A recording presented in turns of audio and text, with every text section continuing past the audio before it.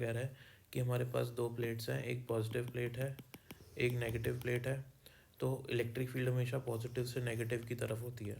तो यहाँ पे आपके पास दो चार्ज पार्टिकल हैं, एक है अल्फ़ा पार्टिकल, है ना, और एक है प्रोटॉन।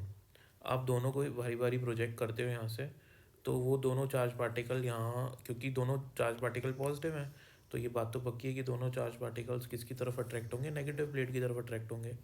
और क्वेश्चन में गिवन है कि दोनों की काइनेटिक एनर्जी भी सेम है, तो हमको राइट ऑप्शन मैच करना है। क्योंकि बोथ पार्टिकल्स आर पॉजिटिव, तो वो नेगेटिव प्लेट की तरफ अट्रैक्ट होंगे, मूव टुवर्ड नेगेटिव प्लेट, ठीक है ना। तो वो नेगेटिव प्लेट की तरफ अट्रैक्ट होंगे। पहली बात तो ये अपनी क्लियर हो गई, ठीक है।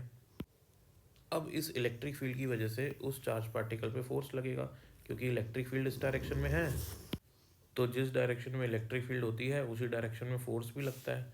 तो अगर मैं अल्फ़ा पार्टिकल की बात करूं, तो अल्फ़ा पार्टिकल पे क्योंकि डबल चार्ज है, फोर्स होता है Q इंटू इलेक्ट्रिक फील्ड।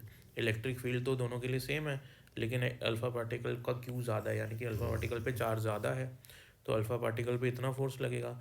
और वहीं बात करूँ प्रोटॉन की, तो प्रोटॉन पे तो E ही चार्ज है, तो उस पर फोर्स भी कम लगेगा।